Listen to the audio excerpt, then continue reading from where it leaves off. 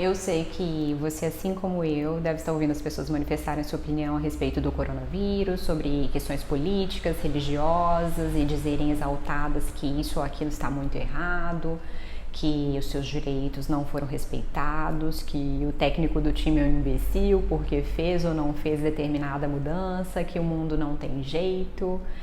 E talvez essas pessoas tenham seus motivos para pensar dessa forma ou para dizer isso. E claro, existem grandes injustiças no mundo e muita coisa precisa ser mudada, de fato, mas a questão é que a raiva e a indignação sozinhas, elas não alteram nada. E a sensação de raiva só nos dá a percepção de que nós somos participativos.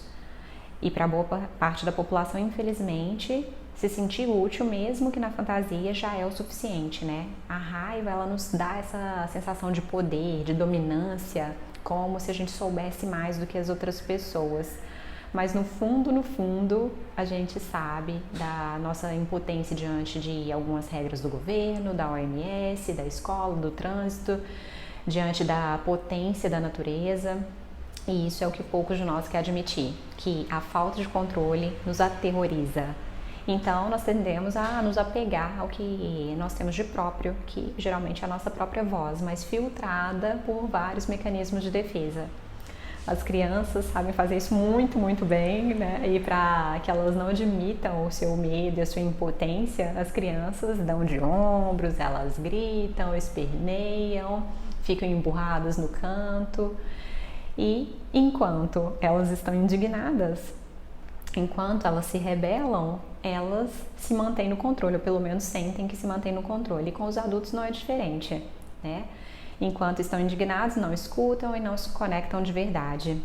E bom, qual é o perigo dessa tendência, né?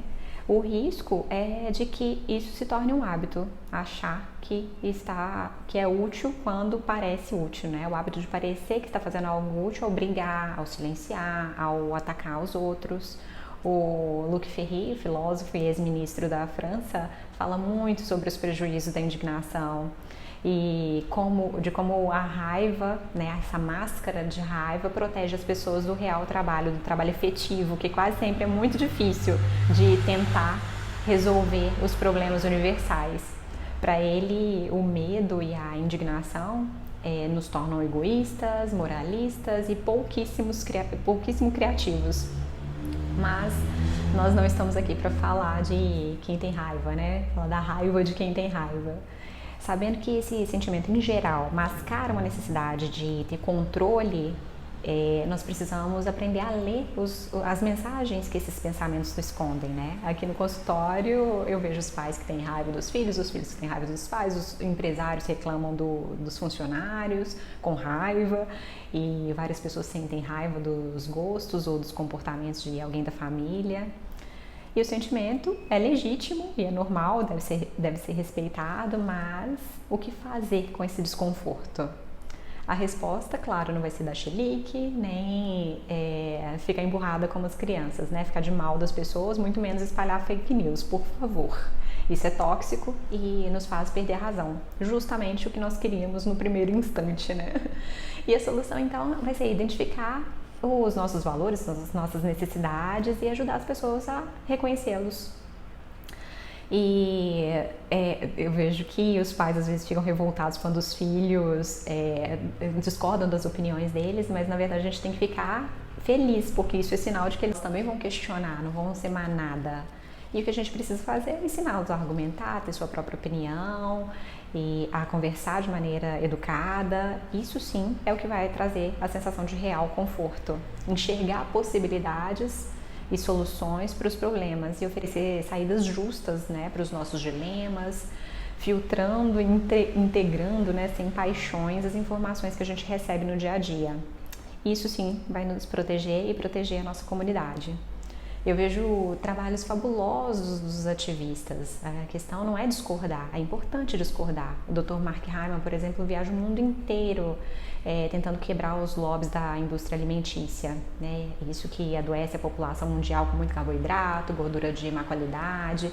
E ele, sem briga, mas com muito estudo e muito argumento, ele tem conseguido discutir com pessoas de diferentes partidos, de diferentes interesses e tem transformado os mercados, né? Reduzindo os produtos alimentícios ultraprocessados e facilitando a distribuição dos alimentos naturais. E passo a passo ele está conseguindo fazer mudanças significativas. Talvez o Dr. Mark Hyman também tenha sido motivado pelo seu desconforto e pela sua raiva, mas a diferença foi a sua atitude. Então, uma atitude assertiva e não agressiva é isso que eu acredito que seja a melhor forma de recuperar o nosso poder, de combater a tentação do medo paralisante com a autorresponsabilidade e com a construção de conexões mais amistosas que ouçam os dois lados ou os diferentes lados, né? E para isso, é claro, é preciso dizer de maneira assertiva os nossos nãos para os abusos, estabelecer limites claros e abrir mão de estar certo para fazer o que é certo, tanto para a gente quanto para as pessoas que estão à nossa volta.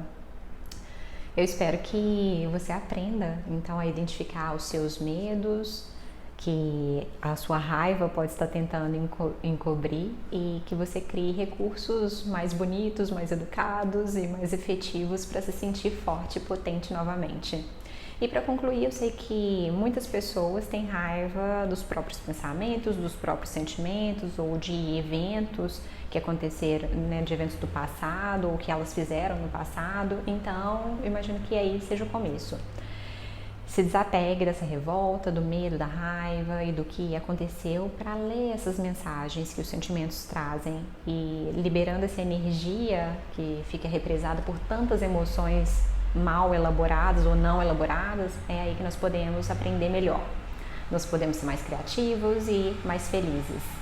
Então a minha sugestão é essa, que você escolha o seu foco e que leia as mensagens que os seus sentimentos trazem e aprenda a construir respostas mais efetivas e respostas que conectem você, a sua comunidade, nos ajude nesse momento que é tão difícil para todos. Grande abraço e até mais. Tchau, tchau.